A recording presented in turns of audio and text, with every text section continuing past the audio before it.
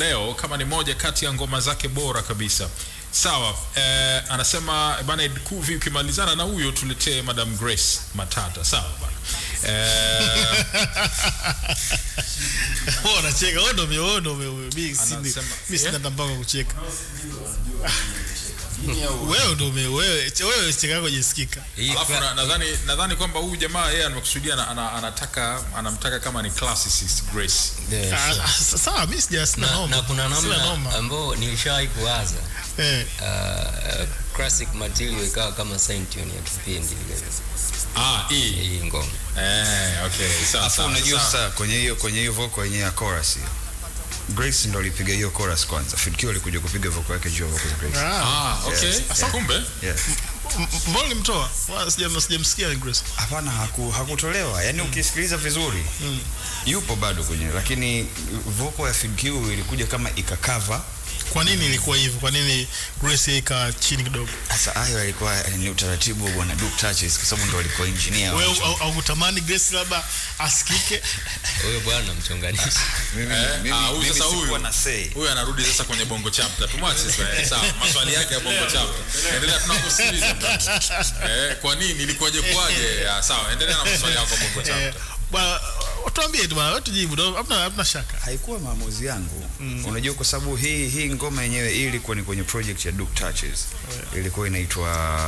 Ilikuwa nadhani ilikuwa ni The Element Volume 1 kama sio Volume 2. So basically kwa hivyo basically mimi sikuwa hakuna hata mtu kati yetu alikuwa na say. Duke alikuwa anachagua tu wewe fanya vocal. Sometimes hata ile ngoma ya Pure Number yenyewe. Pure Number ilikuwa ni ngoma ambayo imefanya Nicky na Stereo. Nilipokuja kuweka verse yangu ndo Duke akasema hawa atatafuta beat nyingine akawatoa. Kwa hiyo ni Duke anafanya kazi hivyo. Kwamba yeye akiona kwamba huyu ndo anafaa zaidi kwenye huu mdundo. Okay. Anakufuta tu, atakupa beat nyingine. Sawa. I say. Safi bwana. Kwa hiyo tulikuwa tunajaribu kuangalia baadhi ya lines ambazo bwana Uno hapa kidogo naye amepata nafasi ya kuzizungumza kusema kweli, na zinaleta maana, na kutoka kwenye album ambayo kwake inabakia kuwa ni classic. Walao tunajaribu kuziangalia moja baada ya nyingine, na baada ya hapo maana yake ni kwamba tunaweza kuendelea kuiheshimu na kuithamini albamu hii ambayo tumebarikiwa kuwa nayo kutoka kwake mkali Uno, au vipi bwana? Yes. Sasa nitacheza wimbo huu kama ni classic jam of the hour number 2. Tumeshapenduka saa la mwisho hili, na kwangu mimi bwana, hii sasa kwangu mimi, lakini nazungumza tu kwangu mimi. Kwangu mimi bwana, huu ndio wimbo ninaoupenda zaidi wa One The Incredible kuliko wowote ule. Wimbo wako bora wa muda wote ninaupenda zaidi. Maana yake kuna bora, lakini wimbo ambao ninaupenda zaidi, nikiusikiliza ninapata vitu vingi, napata wanasema mchanganyiko wa hisia kwa Kiingereza, kwa lugha kwa lugha ya mkoloni. Mixed feelings. Mimi napenda sana kuzungumza na ndugu zangu wa Kiswahili. Watu wakishua wamesoma shule za nani? Kwa hivyo ninapata mchanganyiko wa hisia ninaposikiliza. Na leo tunaucheza kama ni classic jam of the hour number 2 kutoka kwenye album hii ya Soga za Mzawa. Wimbo bwana unaitwa Mtanga Njia. Zake ambazo zinapatikana kwenye album ya Soga za Mzawa, na mimi nilisema kuwa ni wimbo ambao ninaupenda zaidi kuliko nyimbo zote za One The Incredible. Hiyo maana yake yani wewe ninaupenda mwenyewe binafsi, sio kwamba nyimbo nyingine mbaya sizipenda, yani wewe unaupenda zaidi yani sana. Unaona bwana, maana mpaka Chizo akawa kidogo anataka kujua wimbo gani. Na kuna sababu nyingi sana. Mashairi ya wimbo kidogo, kama ushapitia vibano vingi vya kimaisha kidogo, nakuelewa. Yani unaona kabisa kwamba afu bado yani kwa mpaka leo nikiangalia naona kweli mimi msafiri wanangu, yani hii safari ni ngumu, bado ni ngumu na ndefu yani ushaelewa. Kwa hiyo ni wimbo fulani ambao unasisimua kusikiliza. Kwa upande wako sijui unaweza ukatupa hadithi ya wimbo huu? Huu wimbo niliuandaa nadhani ilikuwa ni wiki au wiki mbili baada marehemu kaka yangu ambaye tunafuatana naye alipofariki, kwa sababu pole sana yeye Kakaangu kwanza alipofariki mimi nilikuwa mdogo bado. Nilikuwa nimekuwa lakini nilikuwa mdogo na nilikuwa mbali. Lakini marehemu kakaangu ambaye tunafuatana naye yeye amefariki akiwa nimekaa naye kwenye gari yani tunampeleka hospitali. Kwa hivyo niko mimi, bi mkubwa kakaa mbele, sister yangu amekaa hapa, mimi nimekaa katikati, bro kakaa hapa. Kwa hiyo anavuta yani ile unajua mtu anakata roho. Namwangalia hivi afu namwangalia sister yangu, afu sister yangu analia. Sasa tunashindwa tunamwambiaje mama? Sijui umenielewa. Kwa hiyo ukiangalia na vitu vingine tu ambavyo umevipitia katika maisha, lakini unapokutana na situation kama hiyo unaona kwamba kumbe ni rahisi kuondoka kiasi hiki. Unaanza kupicture vitu vingi. Kwa hiyo huu wimbo inspiration yake ilikuwa ni hiyo situation. Maana nikaita Mtanganjia. Okay, ambayo pia ni yule ambaye umemzungumzia kwenye Salamu, wimbo Salamu. Ingawa kwenye Salamu nimeongelea wote wawili. Kwenye Salamu ongelea wote wawili. Mkubwa na huyo ambaye nafuatana naye. Lakini hii inspiration ilitoka na hiyo situation ambayo ilinikuta kwa sababu ya kakaangu. I say pole mse, kupoteza ndugu wawili sio mchezo, yani ni ndo maisha yenyewe ambayo tunasafiri. Kweli sisi wote ni nchi yetu moja. Na kutokana na hayo ambao umeyazungumza hapa sasa nimeelewa mstari ambao nilikuwa nataka nikuulizie. Nitausoma kwa sababu nilikuwa nimeshauweka lakini ndo naelewa maana yake kwamba maringo na viburi vinatuendesha. Tunasahau kifo kwa kuwa makaburi yanapendeza. Yani ni kweli mwanangu, yani hawa kina Rashidi hawa mstari mmoja matata sana. Mama kabisa. Sema tunakusikia. Nyinyi ndio mnakuwa mna viburi maringo kwa sababu mkiona makaburi yanapendeza yamekuwa marumaru mnasahau yani. Mimi hapa usio. Haina no. Na hiyo bado pia unaona na mimi usio. Unaleta kiburi. Hii ni line mahsusi. Imepigwa kama sisi. Kama nyinyi mahsusi. Sawa. Mahsusi kwenu kwenye viburi na maringo. Unasikia bwana wani hapa nasikia tangu shoot tumeanza mpaka hivi sasa bwana ndugu zangu mimi wananiua. Maringo na viburi vinatuendesha, tunasahau kifo kwa kuwa makaburi yanapendeza. Kama hujaielewa hii line hutaelewa tena, na ni miongoni mwa lines kali kabisa kutoka kwa One the Incredible. Na ndo kama ulikuwa uelewi kwa nini naendelea kuupenda wimbo, ndo hiyo sababu. Naomba nizi swali hapa kwa bwana wani. Ngoja kwanza. Okay, sawa, muulize. Ubora wako kwenye upande wa uandishi umekuwa ukizingatia nini zaidi? Cha msingi ni kwamba nihakikishe ninaueleza ukweli kama ulivyo. Bila kujali kama utamuoffend mtu au nini, kwa sababu ukweli ni ukweli tu. Unaweza ukamkera mtu lakini ndio ukweli. Na katika uandishi unajua mimi ninavyojua sometimes ukao umeandika tu uandishi wote lakini kuna mtu kaje kaa imemkera kidogo. Ni nani ambaye ulisha kuandika jambo lakini akakupigia tu bana personal bana ilikuwaje na nini? Kutafuta personal mkadiscuss kwamba naye hapa kuna mstari fulani hivi ulipiga lakini kama mimi sikuelewa hivyo, labda kama uliniattack mimi. Unakumbuka tukio gani lilitokea? Hao ni wengi sana. Okay. Hao ni wengi sana. Mimi mpaka kuna kipindi nilikuwa nikifungua social media page yangu nini nakuta mashabiki wao wanaanza kuniattack mimi kabla unajua sana. Lakini hapana, mimi nimeongea tu kitu ambacho binadamu yoyote anaweza kukifanya. Ni kwa nini nyinyi mnahisi mimi ni point yule? Sijui mimi. Kwa hiyo nimezikutana nazo sana. Nimezizoea. Inawezekana tangoma inayofuata nikapewa tena hayo matatizo. na hii ilikuwa ya kuandika ngoma alafu baadaye watu wanakutafuta kama hivyo mashabiki. Hii ilikuwa inakuambia nini wewe? Ninafanya kitu sahihi. Kwa sababu hakuna kosa kubwa katika maisha kama kuogopa kukosea. Umeelewa? Kwamba chukulia kama unaishi na mtu au sio? Alafu yeye kila siku anafanya vitu vinavyokukera. Alafu wewe umekaa kimya. Wewe unahisi unamsaidia yule kwa kukaa kimya? Lazima umwambie. Au unahisi unajipa wewe unajihisi unajiepusha na kitu kwa kukaa kimya kwa sababu kile kitu kinakukera wewe kila siku. Umeshaelewa? Na yule hajifunzi kama anakukera. Kumbe kinachohitaji ni kumwambia tu ukweli na yeye abadilike na mambo yote katika utaratibu wenu ubadilike. Kwa hiyo mimi katika vitu ambavyo nimejifunza ni kwamba ukijifunza kukosea, yani ukiogopa kukosea, hapo ndo unakosea kabisa. Ni bora ufanye kitu kwa usahihi wake. Umeshaelewa? Hata kama kitamkera mtu, lakini wewe umefanya kitu ambacho kimekupa, kwa sababu kitu ambacho binadamu tunakihitaji siku zote ni amani ya nafsi. Sijui umenielewa. Unaweza kuwa unaishi na mtu wewe kila siku una hasira tu, unakwazika, yani unakwazika au usemi. Kwa mwisho siku wewe unajikuta wewe ndo una depression, wewe ndo una stress. Yule mwenzio asumbuke kwa sababu yeye haoni kama anakosea. Kwa hiyo swala ni kumwambia mtu ukweli. Sawa. Okay.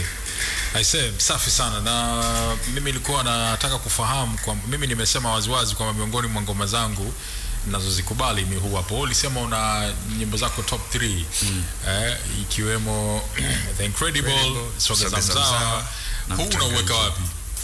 Sasa huu mara nyingi mimi unakaaga namba 3. Namba 3. Okay. Yani kwa wewe mwenyewe unaukubali.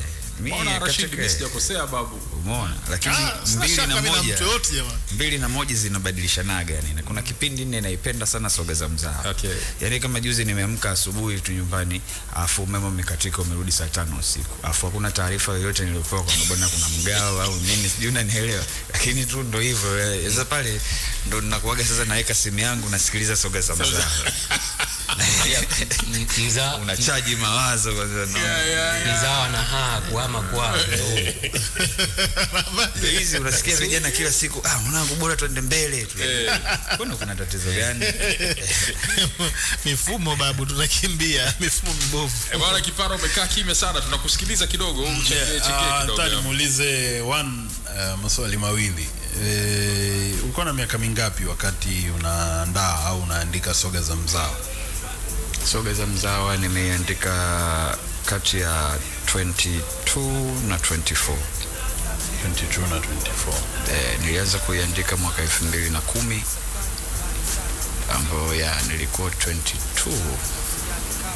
Nilikuwa 22. Nimemaliza kuiandika mwaka 2012. Sawa. Swali la pili linarudi kwenye ile hoja ya tasnia. Mara nyingi ukiwasikiliza wasanii ni kama tasnia haiwatendei haki. Kuna watu, kuna mfumo, kuna wanaitwaje hawa? Wanaitwa ni kama kuna mapolisi au washikadau. Washikadau. Industry gatekeepers. Industry gatekeepers. Watu wakati. Hawa ni watu ambao kila msanii anawalaumu kwamba hawafanyi hivi, hawafanyi vile. Lakini from an artist's point of view, wewe unafikiri wasanii wao wenyewe wanakosea wapi? Lakini sio lazima pia wawe wanakosea. Unaweza pia wasema bwana wasanii hawakosei. Ila tu wadau wanazingua. Kitu ambacho mimi nimegundua kwa muda mrefu ni wasanii wengi, asilimia kubwa wasanii hawajajua biashara yao inaendeshwaje. Yani hawajajifunza biashara yao ni ipi hasa. Umeelewa? Kwa sababu kwa kipindi kama cha sasa hivi tukisema kuanzia mwaka 2020 kuja mpaka sasa hivi, muziki sio biashara tena. Umeelewa? Biashara ni kitu ambacho unakifanya pembeni. Muziki ni njia ya kutangaza biashara. Kwa sasa hivi mtu akijifanya anafanya muziki biashara, utapiga sana mark time. Muziki sio biashara sasa hivi kwa sababu soko la muziki halipo tena. Ndio zamani tulikuwa tunajua bei ya bidhaa ya sanaa ni shilingi ngapi. Sasa hivi bidhaa ya sanaa haina bei. Umeelewa? Kwa hiyo ile biashara watu hawajui kwamba wanafanya biashara gani katika kipindi ambacho wapo kwenye hiyo biashara. Kuna wasanii wengi sana, kuna kipindi kuanzia mwaka 2004 nadhani kuja mpaka mwaka 2009. Wasanii wengi sana walipotea kwenye industry ya muziki kwa sababu hawakutambua biashara. Ule ndio ulikuwa muda wa kuuza nakala. Watu wakapumbazwa na shows, wakaanza kutengeneza hit singles kwa ajili ya kupata show. Umeshaelewa? Na watu wengi sana waliachwa nyuma na hilo gari la sanaa kwa sababu hawakutambua biashara. Sijui umeelewa? Kwa ile ilipopita wakataka kurudi ghafla, wakati sasa mfumo umeshabadilika, umetoka kule umeenda mbali zaidi. Kwa sasa hivi yani ni kwamba wasanii wengi changamoto yao ni kwamba hawatambui biashara wanayoifanya. Kwa sababu ukitambua biashara wanayoifanya, hawa wadau, sijui gatekeepers, sijui nani hawawezi kukuingilia kwenye biashara yako kwa sababu wewe utaifanya biashara yako vile ambavyo inapaswa kufanyika. Ndio maana mpaka leo hii utakuta Wani, utakuta Nick, utakuta Songo, utakuta P bado tunatengeneza albums, kwa sababu sisi tuliingia kwenye biashara ya albums na ndo tulipojengea fan base yetu. Sijui umenielewa. Sasa wasanii wengi hawajawahi hata kujitengenezea fan base. Wamewahi kuwa ndio una hit single lakini hauna fan base. Umeelewa? Una watu wengi ambao wanaweza ka click page yako, wanaweza kasikiliza nyimbo zako, lakini hakuna mtu uko tayari kuja kutoa 20,000 kuangalia una perform. Sijui umenielewa. Kwa hiyo hauna fan base. Na ndo utakuta wasanii wengi wanaishiaga kulalamika, wasanii wengi wanaishia kukimbilia kusaini mikataba na lebo kubwa, alafu baadaye wanalalamika kwa sababu hawakuwa wanajua wanafanya biashara gani toka wanaanza. Kwa hiyo ndo changamoto. Nimeridhika na kutosheka kabisa. Anatulaomba naye huyu. Asika tulaomba naye. Anasema hana cha kuongeza. Hana cha kuongeza safi. Yeye bwana anasema ameridhika ama umeridhishwa. Nimeridhika na kutosheka kabisa, yani kwa sababu ukisikiliza wasanii wote hakuna msanii hata mmoja anayekubali kwamba yeye ni sehemu ya tatizo. Kila mtu anamnyoshea mwenzake kidole, lakini I remember kuna wakati tulizungumza hapa kwamba wewe unafanya nini kuhakikisha sanaa yako inakupatia wewe kipato. Usipoweza kufanya hivyo, kila mtu atakuwa adui yako. Exactly. Msanii anakuambia mimi sina management, natamani nipate management jamani, mimi inisaidie. Lakini unamuuliza swali kwamba wewe ukapata watu ambao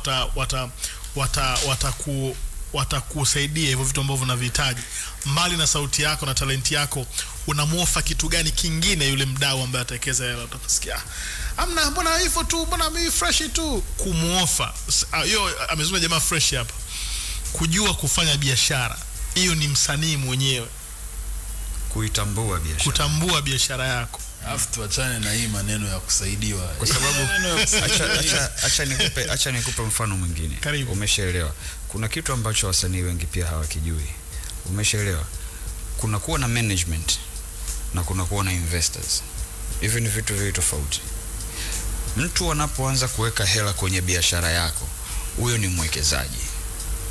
Kwa hiyo usije ukategemea siku umepiga hela utapata tu hela. Yule mwekezaji lazima arudishe hela aliyoiweka, lazima apate interest, kwa sababu unaninyonya hizi masuala, unaona hizi masuala za watu wana sign kwenye label wanapewa advance sijui $150,000. Yeye hajui kwamba ule ni mkopo.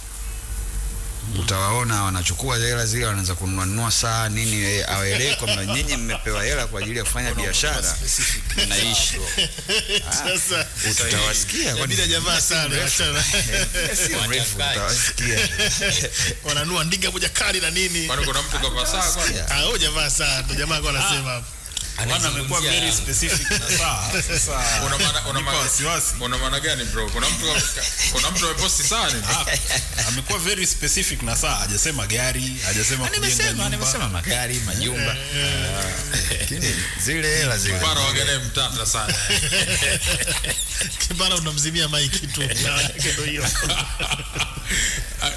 Kwa sababu chizo ameongea kitu ambacho kipo na nafikiri hata juskati mimi niliandika uzi wa namna hiyo, namna ambavyo Rebo zinafanya kazi na hawa wasanii. Kwa mambo yapo hivyo. Lakini pia unajua inawezekana ikawa Lebo haziwapi ufahamu wale wasanii. Sasa nikikufundisha jinsi ninavyokuibia na kuibiaje, au sio? Kwa maana yake ni kwamba label, ndo maana nikwambie, ndo maana labels sizipo nyingi, zinajua kwamba kwa Tanzania wasanii wa hip hop ni kina nani. Ushaikuona label inataka kudeal na Wani au Nikimbishi au Stereo, kwa sababu wanajua hakuna njia ya kumzunguka huyu mtu, bora tu wakamate tunaoweza kuwazunguka.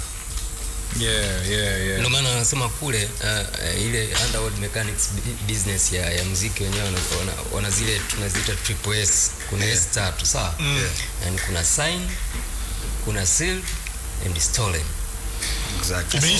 Wewe unakuwa introduced na hizo mbili kwamba umekuwa signed na seal, lakini kwamba wanakuibia wapi wewe hujui. Kwa hiyo hizo ni triple S. Kwa sababu Ni mada pana kidogo, nafikiri wakati mwingine tukipata nafasi tutaigusia ndani. Sawa, nakubali kabisa. Sawa. So ladies and gentlemen, we have the one and only one the incredible ndani ya The Classic ya leo, and I hope itakuwa ni miongoni mwa The Classic ambazo zimekupa ufahamu wa mambo mengi sana. Wana amekuwa sio tu anatoa vitu kuhusiana na muziki wake, lakini pia amekuwa anatoa na darasa pile ndani yake la masuala mbalimbali, especially kama ni msanii. Mambo ambayo amezungumza Wani hapa mengi ni mazito kabisa na yenye kutafakarisha. Sawa bwana. Sasa tunamwachia na Wani kidogo naye avute pumzi hapa. Nitacheza wimbo huu kutoka kwenye album hiyo ya Soga za Mzawa, inaitwa Pure Number. Ameugusia mara kadhaa hapa na watu wengi wamekuwa kiugusia pia. Ni moja kati ya joints zake muhimu pia kwenye album hii. Asante kwako wewe ambaye unaendelea kutusikiliza hapa na kutufuatilia pia. Nipite Twitter kidogo kule X nako maraia wanasemaje, maana sije nikaambiwa watu wa YouTube tu. Ngoja tupite na huku X bwana. Msaki Rafi Rodrick anasema nipo na mcheki One the Incredible hapa na Jabir Saleh wanatema madini tu. Asante sana bwana Msaki, asante pia kwa kutusikiliza na kutufuatilia. Innocenzo anasema niko on air hapa The Classic Show ya leo, inanifurahisha sana. Kuna mtu kuvi kampitia kwa kutukumbusha kuwa alifuta verse kwenye ngoma ya hii leo ya kina nani. Anyway, madini mengi sana. Nataka tumtaje tena alifuta verse. Nataka lawama nini? Kuvi mnanisema wewe rafiki zako, si ndio? Okay, sawa bwana. Kuna mtu anaitwa Unju Engineering. Yeye nafikiri kwa sababu ni haki yake pia, kwa hivyo wacha tuliweke ile swali kwako. Yeye alikuwa anataka kufahamu lugha ya Kiingereza, lugha ya mkoloni ulijifunzia wapi, maana anasema unaijua kama umezaliwa huko Southampton. Jamaa yeye ndo alitaka kuuliza, hicho anaitwa Unju Engineering, kajiita hivyo au sio bwana? Asante sana pia, na asante kwa Ben Kirumpu na okay, shout out to bwana Kodax Makini pia. Kodax Makini pia alikuwa anatufuatilia hapa, kwa hivyo asante kwako pia na wote ambao wanaendelea kutufuatilia. Nikirudi zangu YouTube kule, Kelvin John anasema ni interview bora sana 2025. Asante brother Kelvin. Sawa. Felix Ndira Chuza anasema good old memory na one, unamfahamu nini? Mwanangu tulikuwa naye chuo. Anasema ndio tulikuwa tunatoka chuo tunaenda studio Kinondoni pale. Ameandika hivyo. Bwana, shout out to you bwana. Next time akija part 2 utabidi uje nao. Watu kama hawa. Wanatani? Felix Ndira Chuza. Okay. Hata Nick alishawahi kutaka kwenye kuna ngoma moja akasema online kama Felix Ndira Chuza. Sasa Facebook alikuwa yuko online muda wote. Alimtaja kwenye interview hapa pia. Tulikuwa tunazungumza naye. Nsimbila Elias anasema mimi nafsi naomba aje Duke Touches. Inshallah brother. Yani wote ambao wanastahili kuja kwenye The Classic hapa ndugu yangu watafika tu. Kwa mfano hata Wani huyu bwana umemwona amefika leo. Tulikuwa miadi lakini leo umemwona yuko. Kwa hivyo kila mmoja atafika kwa wakati wake na usijali kabisa. Bwana, hii Pure Number mzee wangu ni dude fulani hivi ambalo naona pia linapendwa sana wala unaweza ukatupa namna ambavyo ulikuja ukalikamilisha hii. Pure Number originally ilikuwa ni ngoma ambayo ilitakiwa iwe ya Nicky na Stereo. Yani tutakiwa tufanye mimi, Nicky na Stereo. Yani hii mwanzo kama isingebadilishwa nadhani ndio itakiwa ingekuja kuwa ile impeccable. Okay. Umeona? Sasa mimi nilivyofanya verse yangu, Duke alipenda zaidi mimi nilivyofit kwenye ile beat. Okay. Unaona, akaambia hii beat imerelax sana, afu wana kama wamevamia sana, wewe umerap uko calm. Kwa hiyo unaweza ukaandika verse 3 ili iwe ngoma yako. Nikamwambia ninazo. Kwa ndo akawa mute wana nini wana walivyosikia kawaje akaona isiwe kesi. Amna, lakini sasa sisi mimi Nicky na Stereo unajua tumeishi M-Lab kama ndugu unajua. Yani mpaka leo hii yani sisi tunaishi kama mtu na wadogo zake. So mimi ni mkubwa kwa Nicky na Stereo. Kwa hiyo mimi waga tunaishi hivyo kama yani ndugu. Kwa hiyo kutokana na jinsi tulivyozoeana, sometimes Nicky anaweza akatoka studio alafu nyewe labda mjaji afu akapigia simu akatumia message kaambia mjipange nimekinukisha. Kwa hiyo tuna hiyo tumezoea, yani ndo mazingira ambayo tumekuwa nayo. Kwa hiyo ni nzuri na ni nzuri, alafu kwa sisi imetujengea kitu ambacho nadhani kwa wasanii wengi sana hawajawahi kujua. Sisi tuna kitu kinaitwa friendly competition. Unajua ule ushindani wa kirafiki. Yani kwamba ndio kwenye ngoma hii Nike anaweza akatupiga wote makonzi fresh, tunawekea tu inakuja nyingine tutaona. Simeelewa. Kwa hiyo tuna hiyo, yani ndo kitu kimetujengea pia hata ushindani wetu na wasanii wengine kwenye kwamba unapopewa collaboration inakuwa sio swala la kujiuliza kwamba hapa sasa inakuwaje. Sijui watu wengi unajua wanawaza kufunika. Sisi tumekuwa katika mazingira tu, mimi nawaza nifike pale nijue tunaongelea nini, ni deliver nilichonacho, alafu kila mtu aendelee na siku yake. Ukifunikwa imetokea matokeo. Wanasema inatokeaga mara chache sana. Wanasema ku choose music over ego. Exactly. Bana, kuna line huko unasema wewe unachana sana, mimi nachana mpaka basi. Wewe unachana, mimi nachana mpaka basi. Niko booth nina biki karamu na karatasi. Hii kulikuwa kuna usalama kweli au kulikuwa kuna mtu ambaye alikuwa anachana ukampa usalama? At the time ilikuwa ni ile kipindi ambacho rotation nyingi zilikuwa ni hip hop. Yani kwamba ukitoka yani M-Lab kuna mimi, kuna Nicky, kuna Stereo, ukienda Tongwe kulikuwa kuna Roma, sijui ukienda nani MJ Records kuna hizo business, kuna Ziga, kuna kwa hiyo kulikuwa na hiyo environment hiyo wasanii. Kwa hiyo ikawa tu kwamba kila ngoma ambayo tunataka kufanya tuko tunaona bora andike record ya ku rap, yani kwamba bwana sasa wachanaji ni wengi hapa, mimi nikisema sasa hizi naanza kumwimbia sijui dem nitachoreka. Kwa ndo ilikuwa muziki hiyo, yani kwamba huyu akipiga jiwe na unapiga jiwe, huyu akipiga jiwe na unapiga jiwe. Hivi hiyo era unaizungumzia hapa, na mimi umenikumbusha kitu, yani rappers wana dominate yani huku nataka tuzungumzie pia. Hicho ndo kitu ambacho kina miss sasa hivi. Umeshaelewa?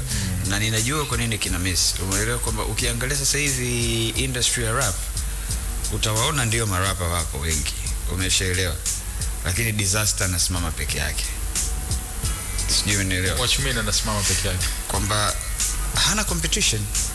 Okay. Yani uwezo wake ni mkubwa kuliko marapa wengi ambao wako kwenye circulation sasa hivi. Nani? Okay. Umeona? Kwa sababu unajua rap sio tu kwamba eti unavina au umepewa beat umetunga mada kali, ni pia jinsi unavyoitumia lugha. Sijui umenielewa. Sababu mimi marapa wengi sasa hivi naweza nikawasikiliza afu by the time kamaliza verse ya kwanza napiga pause kwanza. Kasema nini huyo? Mbona mimi yani kuanzia mstari wa kwanza yani mimi zaidi ya kusikia vina sijaelewa kilichoongelewa. Sijui umenielewa. Hiyo mimi naiona kwa marapa wengi sana sasa hivi. Unaona? Ndio maana nasema bado nikiangalia Disaster Vina bado najua kabisa kwamba bado nitapata rap nzuri pale kwa sababu jamaa nayo. Umeelewa? Hicho ndio kitu ambacho hakipo sasa hivi. Sijajua, labda utaniambia hapa baadaye hiyo inasababishwa na nini, lakini kwa upande wangu leo nitaongea ukweli mchungu kidogo, ila nadhani ni kitu cha ukweli kabisa. Mimi hizi lawama nazirudisha kwa media, nazirudisha kwetu na kwa especially kwa watu ambao wanajigamba ni watu wa hip hop. Unajua kuna mtu anataka aonekane ni mtu wa hip hop. Mimi hip hop kinoma, lakini in reality he's not hip hop. Kuna vijana wengi sana ambao laiti kama ungekuwa wanapewa nafasi sawa, nairudia tena hii kauli na sitaacha kuizungumza hadi nitakapoacha hii game, wangekuwa wanapewa nafasi sawa na wasanii wengine wa genre nyingine, naamini kwamba hili jambo lisingekuwepo. Kuna wasanii ambao ni wadogo lakini wana vitu sana, wana uwezo sana. Na mtu atakayenibishia hili nitampa mfano mdogo. Tuenda kasikilize album ya Pala. Urathi. Wale kina Tabo wale. Mimi wale nimekutana nao sana wale ukipita kwenye account yangu ile Pass Kinasa wapo wale madogo. Umeelewa? Mimi nimeangalia. Wale kina Tabo wale, sio kina Odong wale. Umeona ukienda Morogoro wale kina Medibotion wale umeona ukiangalia mpaka unajua Enza MC kule wapo yani wapo wengi unajua watu unajua mpaka sasa hivi kuna mtu mmoja nilikuwa nimekaa naye juzi na yeye anapenda sana hip hop akaniambia kuna dogo mmoja mwanangu ni podcaster lakini anaonekana anajua kuchana. Nikamuuliza nani? Akanitajia nani huyu Fred Mula. Unaona sasa anamjua kama podcaster anakwambia ni podcaster anajua kuchana. Nikamwambia Fred Mula wewe ungejua wewe. Kwa hiyo hii ni media hii inairudisha kwetu, na mimi nitazungumza japokuwa ukiongea hivyo unaonekana una misimamo mikali, lakini sio misimamo mikali, ni kwamba watu wa media sizungumzi wale ambao wao wameshajiweka kwamba wao wa support hip hop. Maki wapo watu ambao hawataki kusupport hip hop. Muziki yenu magumu. Wanasema hii muziki yenu ni magumu, si nini? Sawa, sisi tumekubali hayo muziki ni magumu. Umeona? Wapo ambao hawataki kusupport hip hop, lakini wale ambao wana claim kwamba wao ni watu wa hip hop, hao ndio wana shida kwa sababu hawaingii ndani wakachimba wakawatafuta hao watu. Na hao watu upati huna hata shida ya kusema kwamba utawatafuta mitaani. Sikiliza albums tu. Chukua hizi albums juu ya Kibishi, utamsikia mmoja au wawili. Ukisikia kwa Songa utamsikia mmoja au wawili. Ukienda kwa Maalim Nash utasikia Maalim Nash. Mimi ndo alinikutanisha na Mantiki. Nani anaweza kusimama na Mantiki hapa kama anavyojiita basi au sio?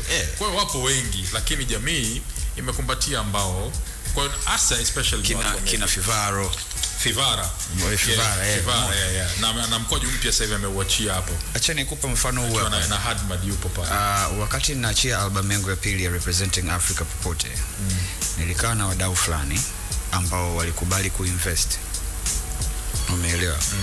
Wakataka waisikie kwanza ile the album yenyewe ili waone kwamba okay tunaweza kufanya nini. So mwanzo walikubali kwamba watainvest, kwamba sisi bwana tunakubali kazi yako, tunaamini huwezi kukosea na nini, tutaweka kiasi fulani ili iweze kwenda. Sasa kilichotokea nilipokaa nao nikawasikilizisha ile album, wadau wawili wakajitoa kwa sababu waliniambia mimi kuna wasanii walikuwa kwenye ile album wao walikuwa hawajui. Wakasema wani ama underground ya acha nao. Akambia hapana, mimi ni watu ambao mimi nawaaminia.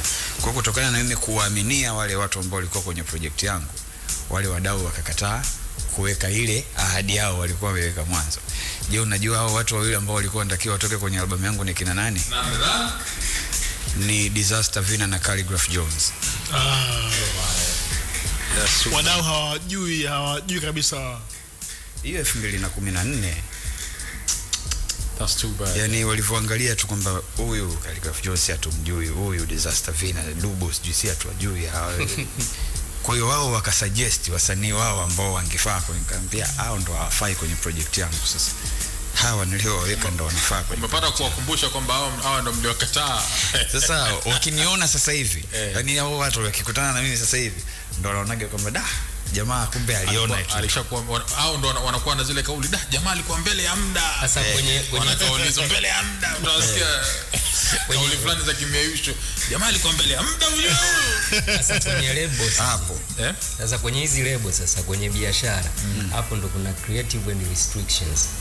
Unakuta wanaanza kukupangia vitu vya kufanya wanakubana muziki, aina ya image, ndio hiyo wasanii wanaita brand, kufanya branding. Wewe sasa unaendaje kumfanyia branding mtu ambaye umeisoma personality yake?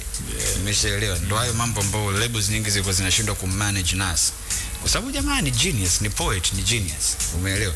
Nyinyi mnataka awe msela, umeona, mnataka awe shiny na vipi na vipi. Afasi vitu kama hivyo alikuwa tu it's just a kid from New York. Unajua yani natural normal, wamekula t-shirts juu Timberland nini, yani kawaida.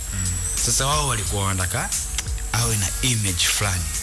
Hicho ndio kitu ambacho wanakosea, na hiyo inasumbua sehemu nyingi sana. Forced sana ndio maana hata sasa hivi ama swala yetu hata bongo hata bongo labels nyingi sana zitafeli hapa bongo kwa sababu wanataka kumtengenezea msanii identity ambayo sio yake.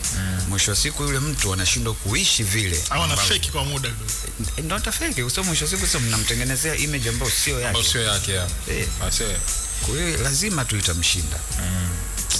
Noma sana. Bana, sasa hapa ngoja kwanza kabla muda hujaisha, hebu tusikilize kwanza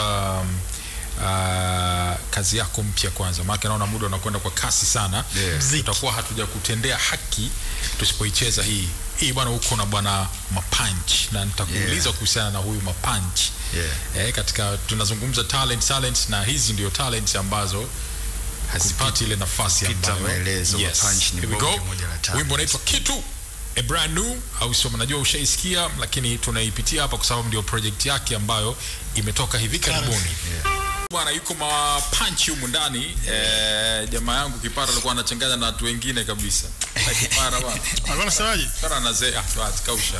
Okay. Kipara amechanganya Mapunch na watu wengine kabisa, kachanganya Mapunch na kundi. Bwana kule watu wagaga wale watatu. Kausha basi. Punch nyingi, Mapunch. Kasema tukaushe blaza. Bwana nice song bana. Shukrani sana. Hivi sasa mimi nafahamu kama wewe ni mtayarishaji pia wa muziki, tena mahiri tu, sio mbabaishaji, unapiga kazi vizuri tu. Ongezea kitu kingine master. Next time tutaangalia upande wako wa midundo. Tena hata ukiingia YouTube yenyewe ukiandika Kitu, kuna Kitu hiyo ya kwangu, alafu kuna Kitu ya XP. XP. Ile experience na produce mimi. Okay. Kwa hiyo production nafanya production. Sasa hii nimemsikia na Q hapo umemtaja. Mmeshirikiana ama imekwaje? No, kwa hii hapa actually ni Q alinitumia beat. Kwa sababu alikuwa yuko Kenya, afu mimi nilikuwa Arusha. Kwa hiyo alivyorudi akawa ametokea Mwanza, akanipigia simu, akamwambia vipi bro, uko wapi? Nikamwambia mimi niko Arusha. Akaniambia mimi nilikuwa nataka nielekee Dar, lakini nimetokea Mwanza. Yaani ningejua huko Arusha ningetokea huko. Kwa hiyo akanitumia hiyo beat, nikarekodi, nikamrudishia vocals, yeye ndo akafanya mixing na mastering. Sawa. Mapunch, tulikuwa tunamzungumzia Mapunch kama ni moja kati ya vijana ambao wamebarikiwa kuwa na uwezo mkubwa sana. Na pengine sikutarajia kwamba unaweza kupiga naye kazi. Sijui ni kitu gani umekigundua hapa kwake.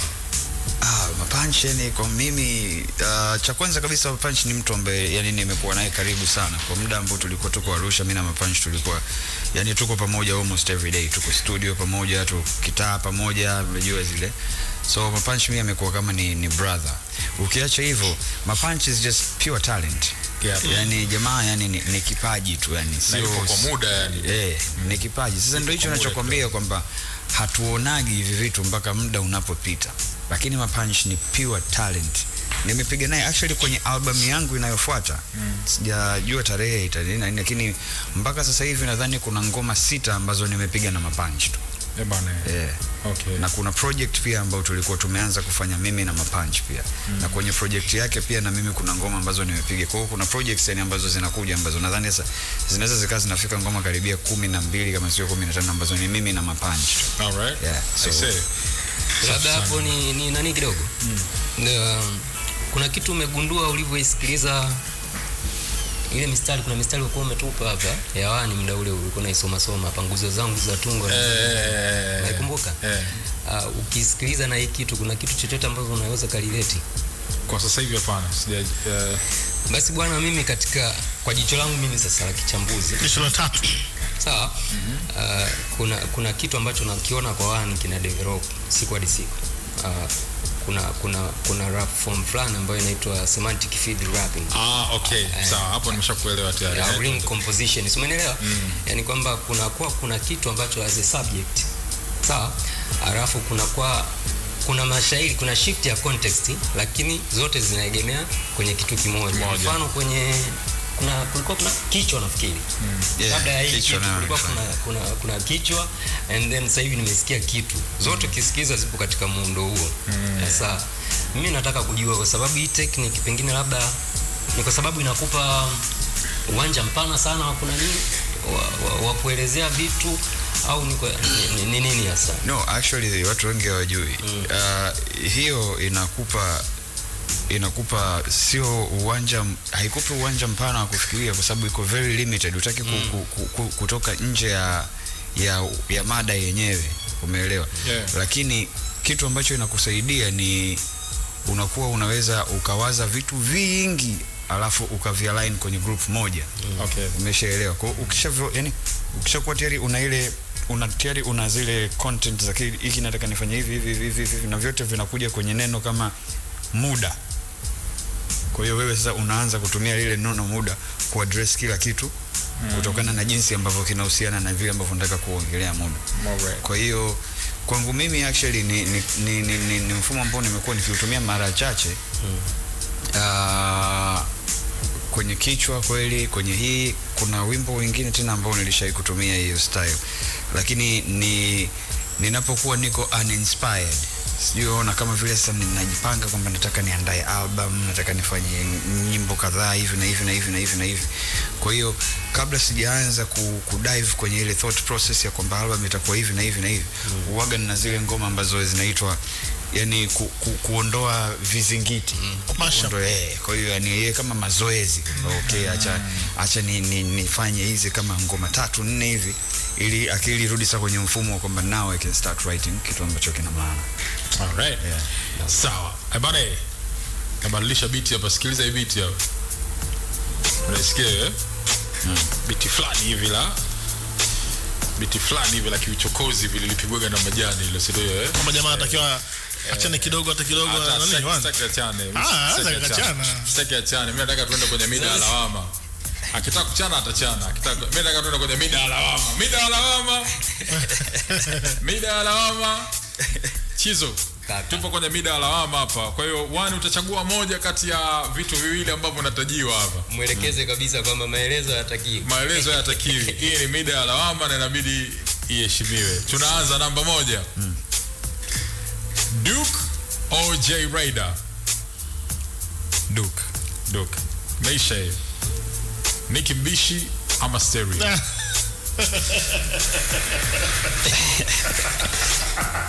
Ndugu zake. Nicki Mbishi. Hiyo sio mchezo au sio? Singa umeliwa. Singa. Wewe sasa. Hapana, mimi nimesema tu. Dr. Dre ama DJ Premier?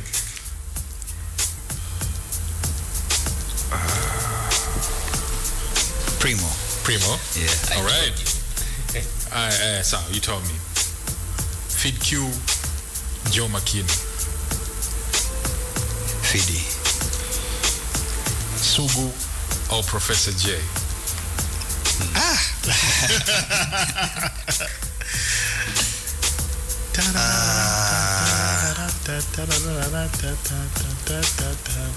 Professor J. Yeah. Jay-Z or Nas? Simple kabisa. Ya mwisho, Q the Don or Marco Charlie? Sikia usije huko mwanangu kama vipi? Taarifa zako tumezipata.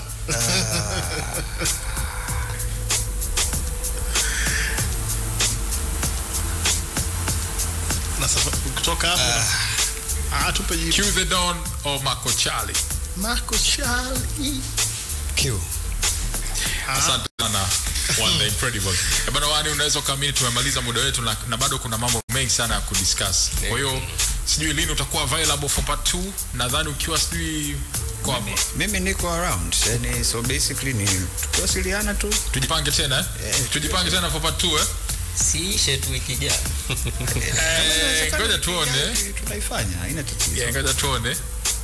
Ngoja jopo, wanajopo mtakaoona wanajopo utakuwa tunasema. Tutafanya kikao. Ila kwa dakika hizi 2 walau kama una kitu chochote cha kukiaddress hapa kwa sababu muda umekatika kabisa na tuna 2 tu hapa. Mimi ningependa kusema tu kwanza shukran kwa support kwenu na kwa mashabiki na ndugu jamaa na familia. Mungu ni mwema, nashukuru sana. Hicho ni cha kwanza. Cha pili, ningependa kwamba wasanii nadhani tunahitaji kufocus zaidi kwenye jinsi ya kuitengeneza hii sanaa ili iweze kuwa na manufaa kwa vijana wajao, vijana wetu pia wengine wanaweza wakataka kufanya muziki na nini na nini, na tusiangalie tu kwamba ni industry ya muziki wa bongo, na nadhani tuangalie kwenye kila individual genre ya muziki, kwa sababu Tanzania kuna genre nyingi sana za muziki. Kwa hiyo tusiangalie tu hip hop, tusiangalie tu bongo flavor, tusiangalie kitu kimoja, tuangalie ni jinsi gani ambavyo tunaweza kuandaa mfumo ambao unaweza kusaidia sanaa kukua na pia kuwanufaisha walioko ndani ya sanaa. Maneno mazuri sana hapa, hatustahili kuongeza chochote. Shukrani kwa niaba ya the team hapa, my brother Rashid Begani, Chizo